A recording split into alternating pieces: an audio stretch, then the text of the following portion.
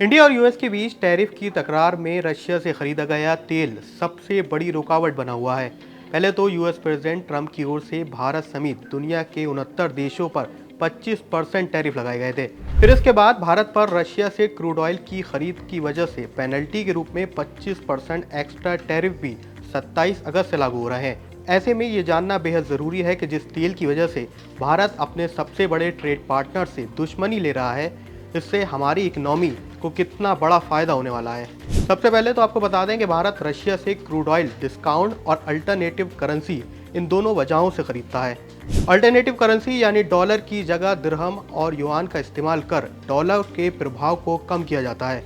Media reports के मुताबिक बीते 3 सालों में भारत को $5 से लेकर $30 प्रति बैरल के डिस्काउंट पर रशिया से क्रूड ऑयल मिल रहा है।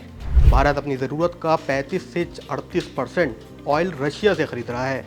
अब जानते हैं कि आखिर डिस्काउंटेड तेल का फायदा किसे पहुंच रहा है। रिपोर्ट के मुताबिक इस डिस्काउंटेड तेल का सबसे बड़ा फायदा यानी करीब 65% फायदा रिलायंस और नायरा जैसी प्राइवेट कंपनीज को पहुंच रहा है। वहीं इंडियन ऑयल और बीपीसीएल जैसी सरकारी तेल कंपनीज को सिर्फ 35% फायदा हो रहा है। इसी वजह से ट्रंप का कहना है कि भारतीय रिफाइनरी कंपनीज इस तेल को प्रोसेस कर यूरोप और दूसरे देशों में बेच रही हैं।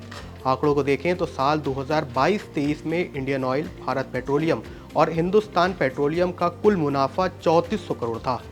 लेकिन इस डिस्काउंटेड तेल की वजह से साल 2023-24 में ये मुनाफा 25 गुना बढ़ गया। तीनों तेल कंपनीज ने कुल मिलाकर 23-24 के फाइनेंशियल ईयर में 86,000 करोड़ की कमाई की थी।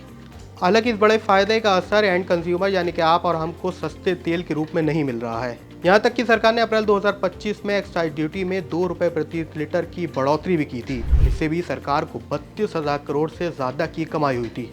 अब एक और कंडीशन पर नज़र डालते हैं। अगर भारत रशिया से इस तेल की खरीद को रोकता है तो महज $5 प्रति बैरल की कॉस्ट बढ़ने की वजह से हर साल भारत को 9 से $11 बिलियन यानी भारतीय रुपए में 80,000 से 90,000 करोड़ का सीधा सूधा खर्च बढ़ेगा। ये सिचुएशन जब है जब इंटरनेशनल मार्केट में क्रूड ऑयल की कीमतें नहीं बढ़ती हैं, वरना तो ये तेल का खर्च भारत के लिए और भी महंगा पड़ जाएगा। इस पर आप क्या सोचते हैं, हमें कमेंट सेक्शन में ज़रूर लिखें।